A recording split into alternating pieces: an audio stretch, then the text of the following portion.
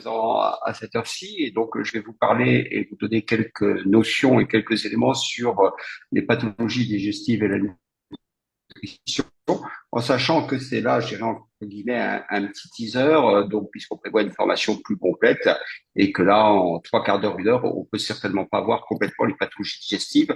Donc c'est juste pour donner un aperçu et après ceux qui voudront participer à une formation plus complète.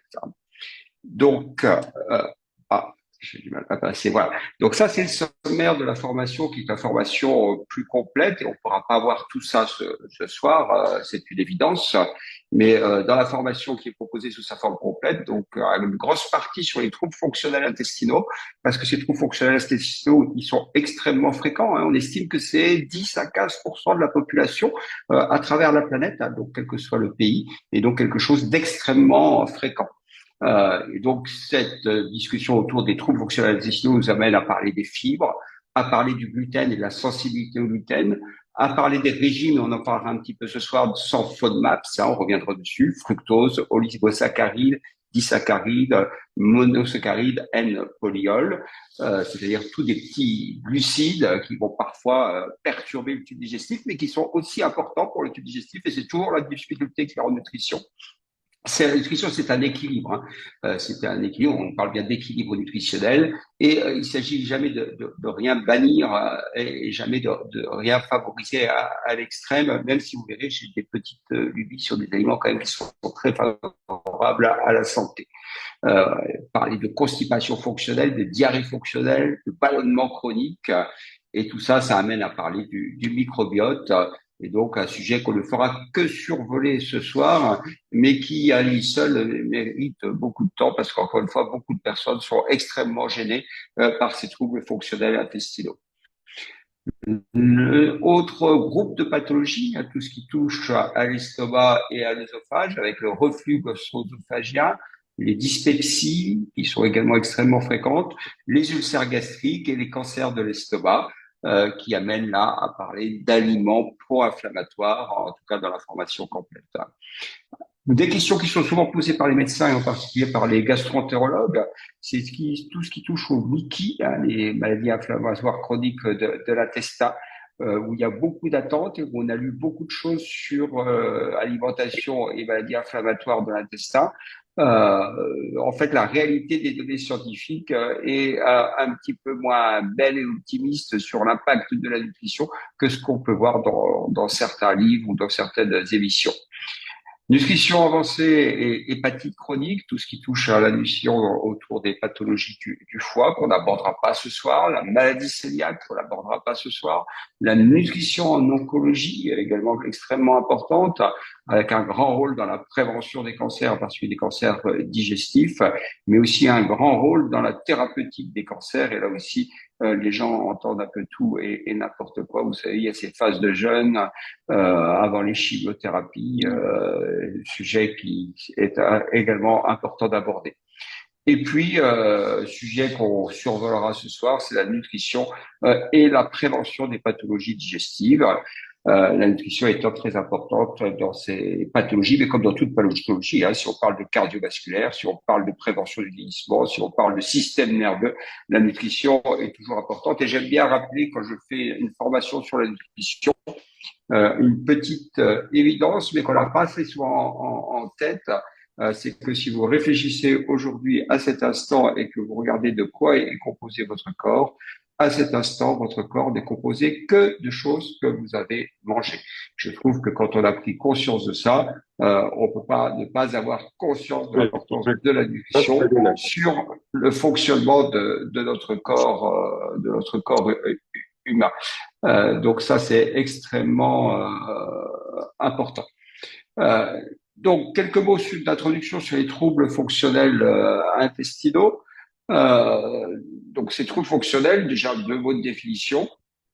C'est des troubles qui sont chroniques, d'où ils gênent dans la durée, et qui sont liés à une altération de l'interaction entre l'intestin et le cerveau, sans qu'il y ait de lésions organiques apparentes. Et donc, ce qui est extrêmement important, Je crois qu'aujourd'hui, tout le monde est au courant, mais c'est quand même relativement récent. Enfin, maintenant, ça fait quelques années. Mais ce lien entre intestin et cerveau, et vous savez qu'on parle, en parlant du tube digestif, de deuxième cerveau, ce lien qui est extrêmement important avec une innervation bidirectionnelle qui va jouer beaucoup sur les relations, sur le psychisme et sur le fonctionnement digestif. Et je dirais, et j'en discutais hier avec un jeune homme que je voyais en consultation, un jeune homme diabétique de type 1, donc il ne me consultait pas pour des troubles nutritionnels ou pour des troubles digestifs, mais dès le début de son entretien, de sa consultation d'hier, il disait en ce moment je suis pas bien parce que j'ai du trouble digestif, j'ai fait des explorations et puis je fais des malaises et donc j'ai fait IRM, j'ai fait des explorations digestives. Et déjà on voit bien, il se plaint de deux choses et de deux pôles qui sont extrêmement liés. Et il n'est pas été pas évident pour lui et de lui faire comprendre ce lien qu'il y a entre les deux. Et pour moi, la question n'est pas de savoir si on commence par un trouble psychique qui retentit sur le tube digestif ou si c'est un trouble digestif qui retentit sur le psychisme. Ça fonctionne dans les deux sens et ça devient un cercle vicieux qu'il faut couper par un endroit. Et ce que j'expliquais à ce jeune homme, qui je crois en fin de consultation l'a bien admis, c'est maintenant il y a des explorations de fait. Ces explorations ne retrouvent rien à l'IRM cérébral, rien sur la biologie, rien sur l'exploration du tube digestif. Il ne s'agit pas de dire qu'il n'y a rien sur le plan physique, vous n'êtes pas bien. Il s'agit de dire qu'aujourd'hui, les explorations que nous avons faites permettent d'éliminer une pathologie grave, évolutive, un cancer, et qu'il n'y a pas ça. Ça ne veut pas dire qu'il n'y a rien. Ça veut dire que s'il y a quelque chose aujourd'hui, on ne sait pas agir dessus. Et le lien entre cerveau et tube digestif est tellement important que de toute façon, même si le primum movens vient du tube digestif, il y a aujourd'hui un retentissement au niveau psychique, avec une fatigue, avec des malaises. Et ces troubles au niveau psychique aggravent forcément le système digestif. Et donc je lui dis, il faut couper par quelque part. Couper par le niveau organique, on ne sait pas le faire puisqu'on n'a pas trouvé. Par contre, travailler des techniques de relaxation, travailler une amélioration du bien-être, lever le stress, ça, on peut toujours le faire. Et il y a une amélioration en règle générale du tube digestif et là, un cercle bénéfique qui peut s'installer. L'exemple que je prends également toujours auprès de mes patients, c'est de le dire, vous avez tous eu un moment de stress, un examen, quand vous avez un examen, vous avez un retentissement sur le fonctionnement du tube digestif. Il est pas rare d'avoir, dans un stress d'examen, une accélération du transit. Je crois qu'en tant que médecin, tout le monde l'a vécu. Je dis, il ne s'agit pas de dire qu'il n'y a pas un problème organique, il y a bien une modification du transit au niveau du tube digestif, mais cette modification du transit du tube digestif vient bien de quelque chose qui se passe au niveau du cerveau, qui est lié à l'examen qui est passé. Et de même, si vous avez un trouble fonctionnel qui perdure au niveau du tube digestif, il va forcément y avoir un retentissement au niveau du moral. Le lien est tel entre les deux organes qu'on ne peut pas dissocier les deux. Donc, c'est bien important. Je suis désolé, peut-être que j'ai passé un petit peu de temps là-dessus, mais je crois que c'est bien important de bien avoir cette connexion qui est bidirectionnelle et souvent la plus de facilité, si la personne, on arrive à lui faire entendre, de travailler sur le côté psychique, puisque sur le côté organique, on ne va rien mettre en évidence. Donc, une prévalence qui est importante, comme je l'ai dit, avec 10 à 15% de la population mondiale qui est affectée, avec souvent des diagnostics qui ne sont pas posés. Les gens vont vivre avec troubles digestifs, ils vont en parler au médecin, on ne va pas souvent savoir trop quoi dire. Donc, il y a différents types de troubles fonctionnels intestinaux. Il y a l'intestin irritable, il y a la constipation fonctionnelle, il y a la diarrhée fonctionnelle et il y a les ballonnements chroniques, en sachant que tout ça peut être regroupé, tout ça peut alterner chez la même personne. Ça va entraîner une altération significative de la qualité de vie, et puis il va y avoir un retentissement avec des arrêts de travail, des dépressions, des troubles qui vont apparaître. Donc, il faut bien comprendre, et je crois que j'ai suffisamment insisté, ce lien bidirectionnel entre intestin et cerveau. Mais ce qu'il faut voir aussi, c'est qu'il y a une hypersensibilité viscérale qui est un mécanisme qui est lié à un fonctionnement cérébral. Et donc, il y a une hypersensibilité viscérale liée à une hypersensibilité qui se place en fait au niveau du cerveau. Et au niveau du cerveau, il y a une réponse qui va être exagérée à des stimuli qui viennent bien du niveau de l'intestin. Donc une hyperstimulation intestinale et une réaction exagérée au niveau cérébral. Donc il va y avoir une augmentation de l'activité des nerfs sensitifs au niveau intestinal, une hypersensibilité au niveau cérébral, et tout ça va entraîner, bien sûr, une activation exagérée du système nerveux central, d'où un extrême mal-être et je dirais, euh, j'avais utilisé le mot exagération de la douleur. C'est pas une exagération. Vous savez que de toute façon, quelle que soit la douleur, l'intégration cérébrale de la douleur est quelque chose d'extrêmement important. Mais ici, vous avez hypersensibilité des fibres au niveau intestinal et hyperactivité au niveau central. Et puis, il va y avoir des phénomènes organiques vrais avec une inflammation qui est une inflammation de bas grade, une inflammation qui va pouvoir être liée, et on reviendra dessus, à des modifications du microbiote qui vont entraîner une hyperproduction de facteurs pro-inflammatoires qui vont traverser la barrière digestive et qui vont aller activer ces récepteurs participant à cette inflammation et à cette douleur. Enfin, on va donc se retrouver avec des douleurs abdominales sans lésion organique, encore une fois, des symptômes de l'intestin irritable, des ballonnements, des crampes intestinales. Et comme je lui ai déjà fait largement allusion, le stress, l'anxiété vont participer à aggraver. Et je dirais, qui ne vit pas des moments de stress ou des moments d'anxiété? Donc, il ne s'agit pas d'aller. La problématique va être de faire passer ce message auprès des patients sans qu'ils se renvoient en disant c'est psy. Hein, les patients ont horreur, en général, quelle que soit la problématique, de se voir renvoyer à ces psy. La question n'est pas de dire c'est psy, la question est de bien comprendre cette intégration entre le cerveau et le tube digestif par une innervation qui est extrêmement importante. L'alimentation, l'inflammation et différents facteurs vont entraîner une dysbiose intestinale, c'est-à-dire une modification de la composition du microbiote. Et cette modification de la composition du microbiote, comme je l'ai déjà dit également, va pouvoir entraîner la production des molécules pro-inflammatoires qui vont aller entraîner non pas une inflammation systémique importante, mais une inflammation locale près des nerfs, mais aussi systémique, mais qui est une inflammation de bas grade, une micro-inflammation, mais qui va jouer un rôle dans la symptomatologie. Et puis, il y a l'alimentation. L'alimentation riche en ces petits glucides qu'on appelle donc les FODMAPs, comme je vous l'ai dit, les fructoses, oligosaccharides, disaccharides, monosaccharides et les polyols. Et on reviendra dessus un petit peu plus tard. Et comme je l'ai déjà dit, il ne s'agit pas de les bannir complètement. Souvent, les personnes s'embarquent dans des régimes très compliqués qui vont pouvoir entraîner en plus des carences, ce qui ne va pas être favorable. Et puis, il y a des facteurs environnementaux, un régime alimentaire globalement inadapté, et puis les antécédents d'infection gastro-intestinale. Quand vous faites une infection gastro-intestinale, bien sûr, vous allez modifier le microbiote. Et puis, ça peut être le point de démarrage, je dirais, d'un système qui va être perturbé, qui va rester perturbé dans la durée. Et ce qui va bien sûr perturber également le microbiote, et c'est une évidence, c'est bien sûr les utilisations prolongées, répétées, précoces dans l'enfance d'antibiotiques qui, si elles sont répétées, vont pouvoir entraîner des modifications définitives du microbiote. Euh,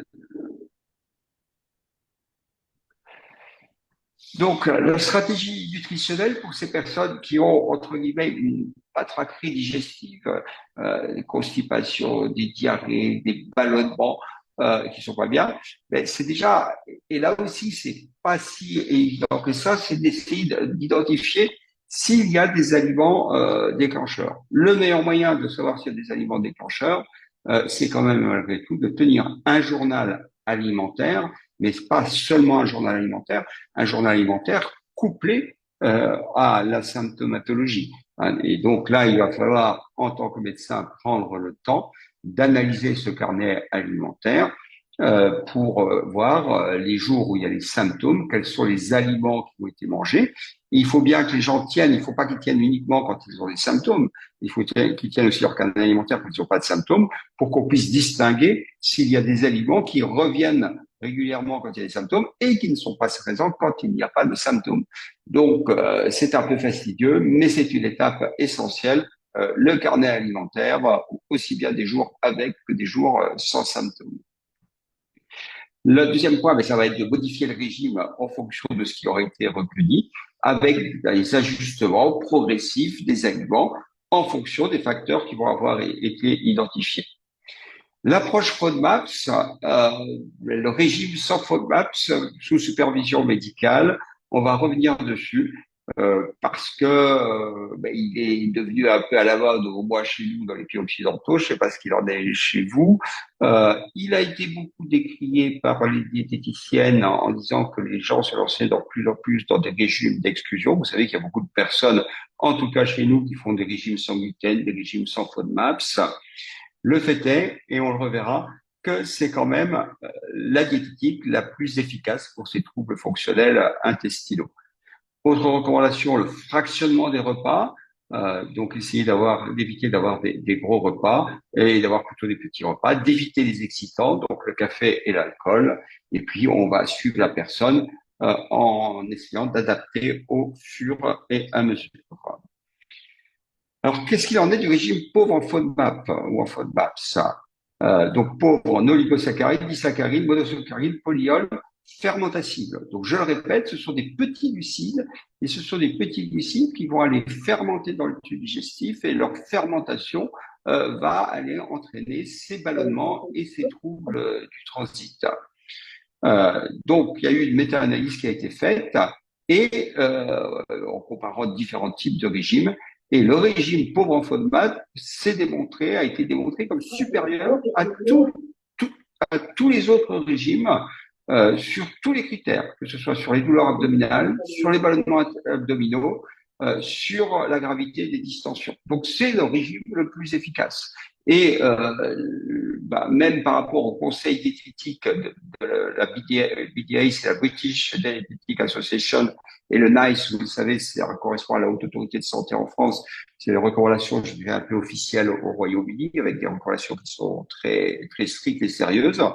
Eh bien, ces conseils qui sont donnés, qui portent sur la consommation de fibres, sur le fractionnement des repas, sur tous les conseils qu'on a vus sur la diapositive d'avant, eh bien, ces conseils sont moins efficaces que le régime sans FODMAP. Et comme vous le voyez ici dans cette deuxième partie, ce régime NICE est en deuxième pour l'efficacité, bien que ce soit le régime principalement recommandé. Alors pourquoi on ne recommande pas le régime sans FODMAP? Parce que ce régime est très difficile à suivre et entraîne l'exclusion de beaucoup d'aliments et va donc entraîner un risque de carence.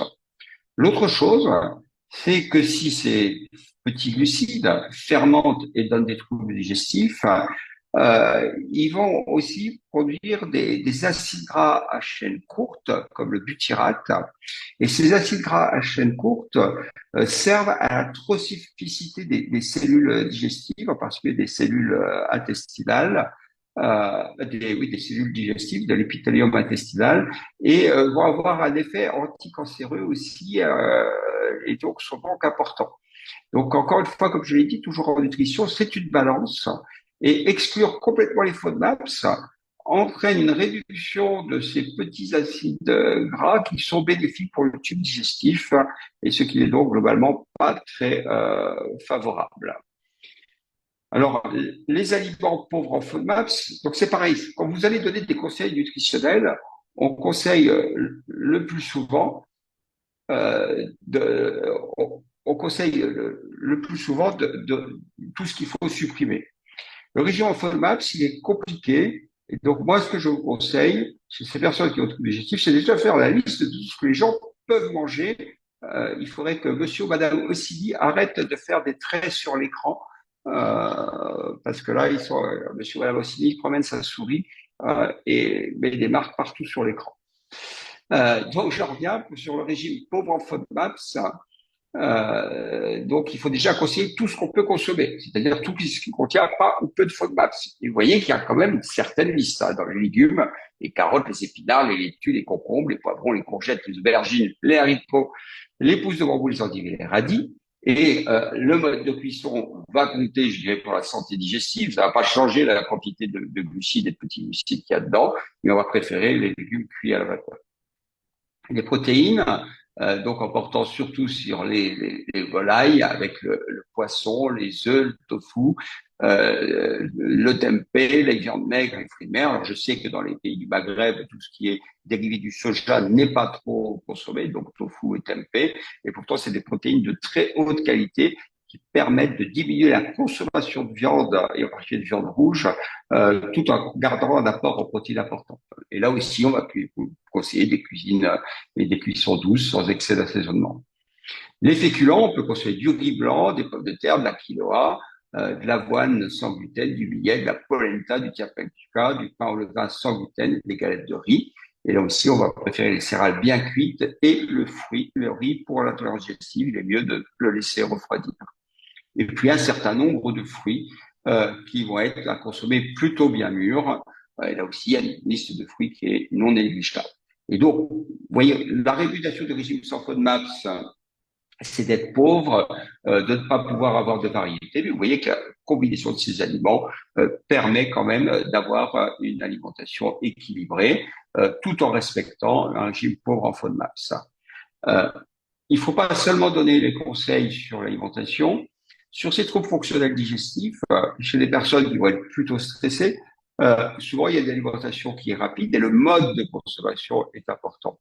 Et vous voyez la dernière ligne, bien mastiquer, prendre le temps de manger, manger dans le calme pour optimiser la digestion. Donc ça, c'est valable pour tous les conseils nutritionnels. Manger assis, à table, des aliments cuisinés, sans écran, calmement et en prenant le temps. Je dirais que rien que l'implémentation de ces conseils simples à donner, pas forcément simples à mettre en œuvre, les gens ont beaucoup de mal à changer leur rythme alimentaire, leur mode